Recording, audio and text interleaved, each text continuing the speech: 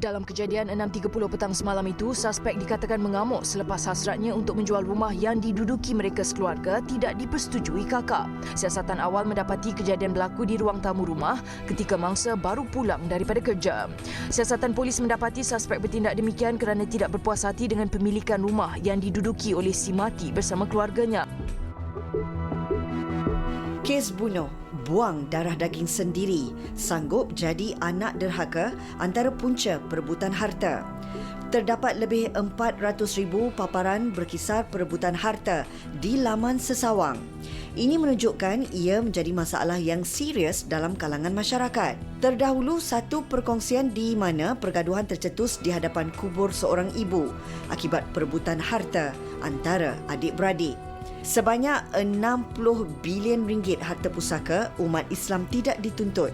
Malah harta pusaka khususnya rumah dan tanah dibiarkan bertahun-tahun tanpa diurus oleh waris.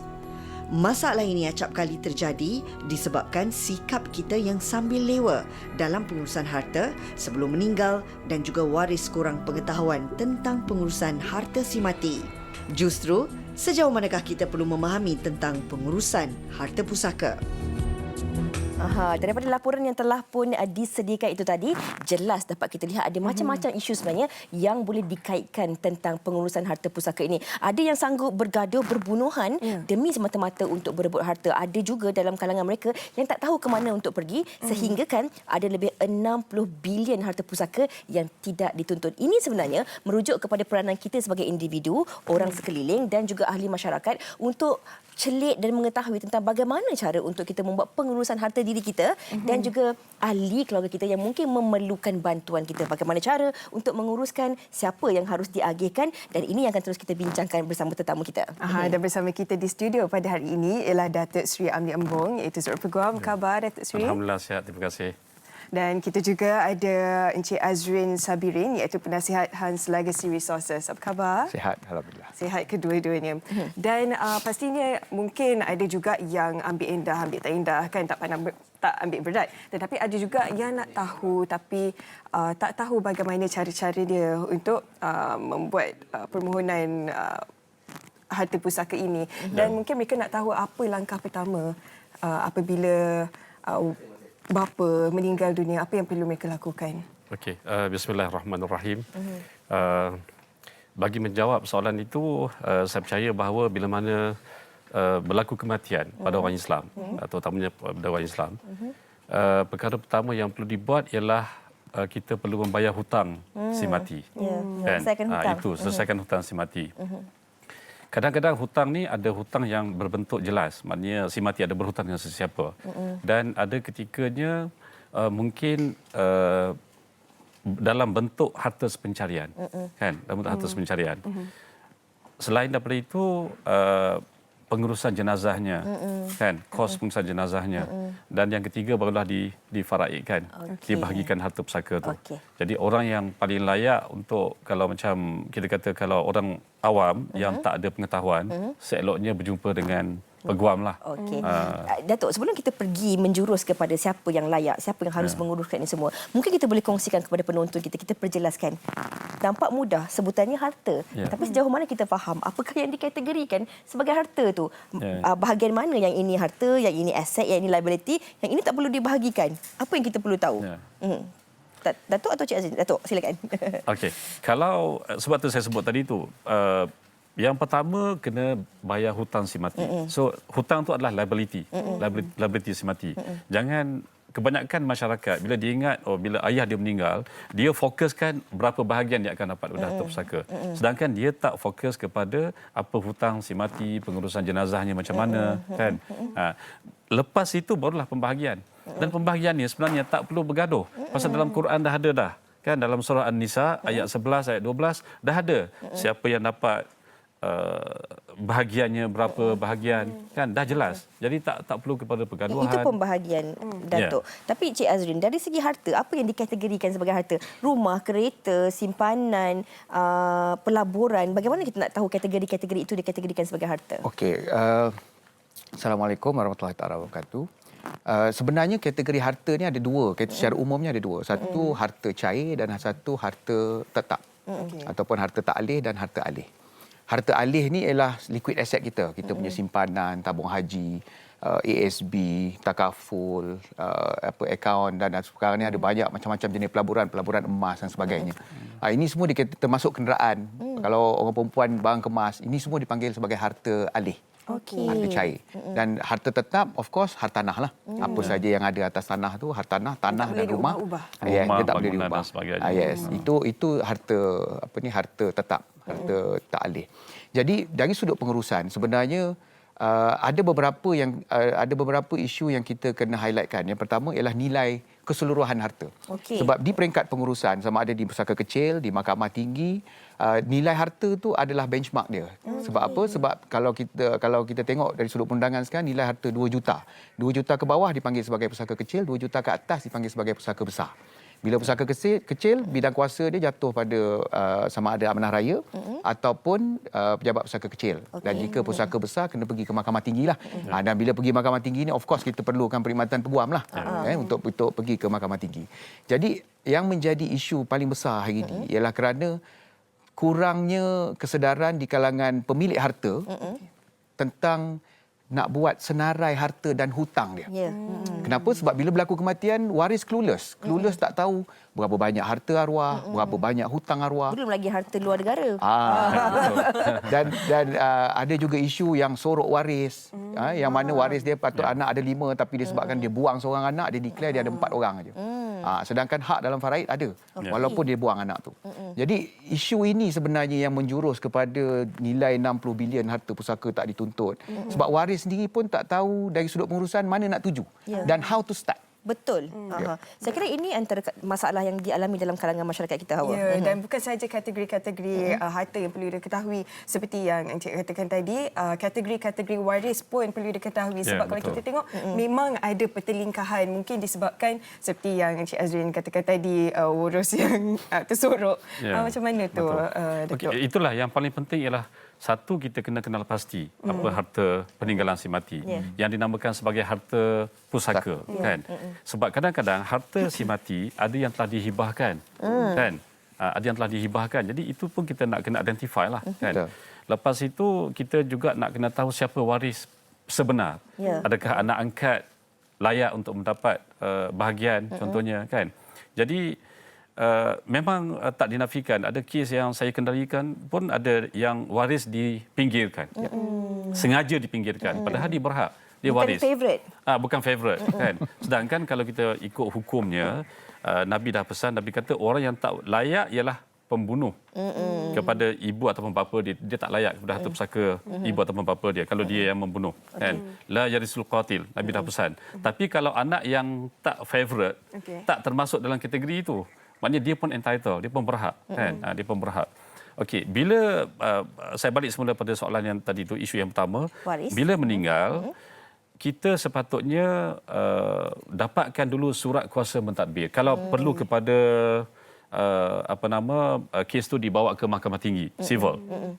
Surat kuasa mentadbir. Untuk pentadbir itu mentadbir harta-harta yang ditinggalkan ni, kan? Kalaulah harta tu di bawah nilai 2 juta macam Cik Azrin sebut tadi tu, boleh kita berurusan dengan amanah raya ataupun dengan pejabat pusaka kecil.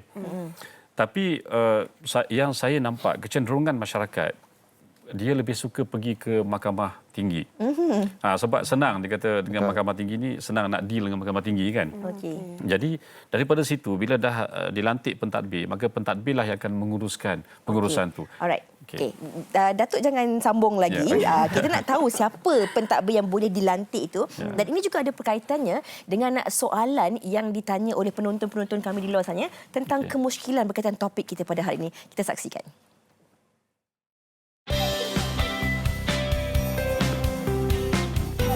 Assalamualaikum.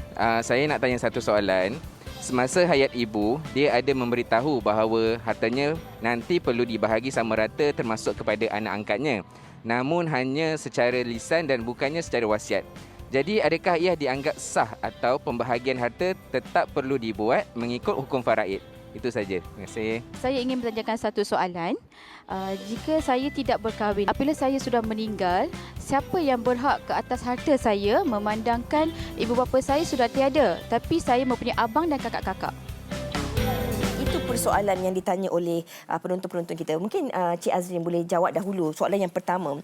Katanya semasa hayat ibu, ibu memberitahu bahawa hartanya perlu dibahagi sama rata kepada semua adik-beradik. Dan dalam kalangan adik-beradik ni tadilah, yang ada yang favourite tak favourite, tapi ni anak angkat.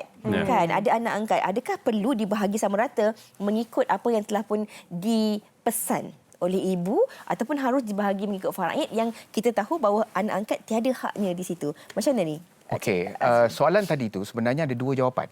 Jawapan yang pertama ialah kita kena tengok dulu pesanan ibu ni tadi untuk bahagikan harta secara sama rata. Dari satu sudut, sebenarnya kita perlu berbalik kepada isu apa itu wasiat. Jadi kita tengok kalau macam soalan yang disebutkan tadi, yang ditanya tadi, ialah adakah wasiat itu sah ataupun wasiat itu perlu diikuti oleh semua waris ataupun tidak. Dan kita di sini yang saya kata kita perlu jelas bahawa kita kena faham dulu apa itu wasiat. Wasiat dari sudut civil ialah tentang perlantikan wasi. Okey. Kita nak melantik seorang wasi untuk menguruskan macam Datuk sebut tadi, nak pergi mahkamah untuk dapatkan probate dan sebagainya untuk diuruskan harta tersebut. Itu dari sudut civil. Okey. Wasiat yang kedua dari sudut syarak ialah tentang pemberian tidak melebihi 1/3 kepada bukan waris untuk tujuan amal jariah. Jadi soalan tadi itu dia menyebut ada dua. Sebab apa? Dia minta, ibu ni tadi minta supaya harta dibagi sama rata kepada semua anak-anak termasuk anak angkat. Jadi dia 2 in 1 tu. Jadi dari sudut syarak sebenarnya bila kita bagi harta kepada waris kita sendiri, sebenarnya ianya tertakluk kepada persetujuan waris yang sah mengikut hukum faraid. Persetujuan Betul. bersama. Maknanya kalau pesanan ibu ni tadi bahawa nak bagi sama rata antara semua waris termasuk anak angkat, kalau dipersetujui oleh semua waris yang sah mengikut hukum faraid, maka ianya boleh dilaksanakan. Tak ada masalah. Tetapi sekadar lisan. ya betul. Tetapi jika ada waris yang menentang, salah seorang kata saya tak setuju dengan apa yang mak pesan, maka wasiat pembahagian harta tadi akan terbatal. Berbalik kepada hukum faraid. Walaupun secara lisan. Ya. Kita ulang lagi sekali. Bukan walau secara lisan, even secara bertulis sekalipun, kalau kita memberikan wasiat itu kepada waris kita sendiri, ianya tertakluk kepada persetujuan waris. Jadi kalau waris orang kata saya tak setuju, maka terbatal, berbalik kepada hukum faraid. Bila berbalik kepada hukum faraid, anak angkat tak dapat dah. Betul. Jadi solusi yang paling mudah untuk kes tadi ataupun untuk soalan yang ditanya tadi, untuk anak angkat sebenarnya dia boleh peruntukkan wasiat 1/3. Okey. Sebab anak angkat tadi bukan sah dalam faraid, bukan waris yang sah dalam faraid. Jadi 1/3 dia layak dapat, dan itu perlu ditolak dulu sebelum faraid. Dan baki tu baru mak ni tadi boleh pesan, baki tadi bagi sama rata antara anak-anak kandung dia. Dan itu pun subjek kepada persetujuan juga. Kalau ni kecuali semasa hidup ibu ada buat hibah, Datuk sebut tadi. Hibah dia absolute. Dan bagi anak angkat, memang anak angkat punya tak kira 1/3 ke berapa, tak ada limitation. Apa-apa pun Silakan. kata kunci ni persetujuan bersama. Persetujuan. Tujuan. Ya, Okey. betul. Dan tadi ada juga yang bertanyakan si gadis itu dia tidak berkahwin. Tak berkahwin. Dan ibu bapa pun dah tak ada. Jadi siapa yang akan mewarisi hartanya? Tapi dia ada abang dengan kakak. Datuk? Okey, kalau dia ada adik-beradik dan adik-beradik boleh menhabisi bahagian. Kalau bahagian dia. ada adik-beradik, tapi ada juga ada orang kata ada adik-beradik, betul ada anak buah lelaki kena bagi anak buah dia, macam mana? Ataupun siapa lebih Adik-beradik berhak? dah menhalang. Okey. Adik-beradik lelaki. Adik-beradik lelaki dah menhalang. Dan bahagian. macam mana pula kalau kedua-dua ibu bapa meninggal, kan hanya tinggal anak-anak kecil. Harta itu diberi kepada siapa? Anak-anak yang ditinggalkan tu adakah mereka perempuan ataupun ada lelaki dan ada perempuan. So ada pembahagian dengan kadar masing-masing kan. Kalau perempuan dia tak boleh menhabisi. Kita kena tengok pula bapa saudara sebelah bapa. Kan? Sebelah bapa. Dia orang boleh menhabisi bahagian anak-anak tadi tu, anak-anak perempuan. Tapi kalau ada anak-anak lelaki, dia antara adik-beradik lah. Dibahagikan kepada adik-beradik. Okey. Ini mungkin satu situasi yang mungkin pernah dialami dalam kalangan penonton-penonton kita. Katalah wasiat telah pun dibuat ataupun hibah telah dibuat ni, tetapi dibuat oleh si ibu ataupun si mati ini ketika masih hidup, ketika itu anaknya masih 4 orang. Katalah ketika arwah membuat wasiatnya, anaknya masih 4 orang. Kemudian ketika anak yang kelima dalam kandungan, arwah meninggal dunia dan tak ada wasiat yang diberikan kepada anak dalam kandungan tersebut. Bagaimana dari segi pembahagian harta dan juga hak anak dalam kandungan tersebut? Cik? Anak dalam kandungan tetap mendapat hak dalam faraid. Walaupun dalam wasiat tidak ada namanya. Walaupun tidak ada namanya. Maknanya kalau kata dalam pesanan tadi, berbalik pada soalan yang sama. Maknanya kalau si ibu dia bagi hanya kepada anak yang masih yang wujud pada masa itu 4 orang. Tapi bila dia meninggal, anak dia dah jadi 5, bukan 4. So yang kelima ni kalau dia tak bersetuju dengan pesanan ibu dia tadi, dia boleh cabar dan terbatal, hak faraid dia tetap terpelihara. Dia tetap akan dapat hak faraid dia. Okey. Dan tadi kita pun ada bercakap membincangkan tentang faraid, tetapi mungkin ada juga yang nak tahu tentang hibah. Mungkin apa kebaikan hibah ni? Okey, kebaikan hibah ni ialah bila mana hibah ni diberikan semasa pemberi hibah tu masih hidup. Jadi tak akan berlaku pergaduhan pasal dah diberikan semasa hidup. Dan satu fakta yang agak menarik yang kita kena ingat bahawa bapa boleh revoke at any time. Boleh ambil balik. Boleh ambil balik. Dia boleh revoke. Tapi hanya bapa sahaja. Okey. Pemberian kepada si anak dia boleh batalkan pada bila-bila masa. Mungkin ini jugalah menjadi persoalan dalam kalangan penonton-penonton kita. Katalah seorang individu itu tidak berkahwin, ada ahli keluarganya, tetapi dia ingin menyerahkan aset ataupun harta dia bukan semua sepatutnya kepada ahli keluarga. Berapa jumlah yang perlu diketahui oleh individu tersebut bahawa okey, yang ini nak bagi mak sikit, yang ini nak bagi anak buah, yang ini mungkin bukan anak buah rapat, tapi mungkin ini adalah anak yang mungkin dibela tempat anak kawan contohnya. Adakah dibolehkan ataupun bagaimana dari segi prosedur itu, Cik Azrin? Okey.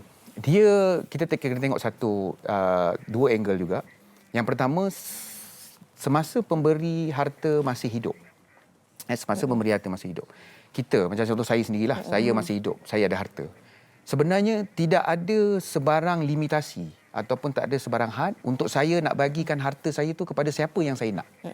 Tak ada limitasi. Tak ada limitasi 1/3, 1/2, 1/8, tak ada. Okey. Sebab saya masih hidup. Dan pemberian tu mesti dilakukan mengikut hukum syarak semasa hidup.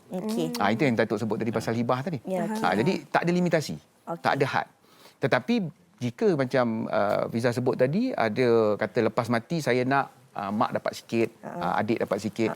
Bila sebut saja perkataan lepas mati, maka ianya tertakluk kepada persetujuan waris balik. Okey, walaupun kita berbalik juga kepada persoalan pertama sekali, semua tu kena ikut persetujuan sekiranya kita berpesan selepas kematian. Okey. Tapi kalau pemberian semasa hidup, suka hati kita lah nak bagi siapa pun. Kalau kita cakap macam ni, tapi lah kita mesti cakap takkan nak bagi sekarang pula, kita hidup lagi kan. So kita akan cakap macam nanti kalau bila dah tak ada, saya dah tak ada nanti, contoh satu set gelang ni untuk Hawa contoh, satu semua saya punya jam tangan untuk Lina contoh kan. Lepas tu adakah itu dibolehkan juga ataupun dikategorikan sebagai wasiat? Okey, dia sebenarnya itu yang dimaksudkan dengan hibah tadi. Hibah ni kita bukan buat secara lisan, kita buat secara dokumen. Konsep hibah ni sebenarnya sama macam menikah. Dia ada akad, rukun-rukun dia hampir serupa dengan akad nikah. Ada akad, ada ijab kabul dan sebagainya. Tetapi dari sudut pelaksanaan undang-undang, maknanya proses tukar nama dalam geran dan sebagainya, kita tak lakukan semasa hayat dia. Sebab macam Datuk sebut tadi, bapa bagi pada anak boleh revoke. Kalau dia dah pindah milik kepada nama anak, dia dah tak boleh revoke dah. Tapi kalau dia buat hibah, dia boleh revoke. Anak ni hari ni okey, tiba anak dia buat perangai, dia boleh tarik balik. Dia maknanya hibah ni sebenarnya konsep dia melindungi pemilik harta.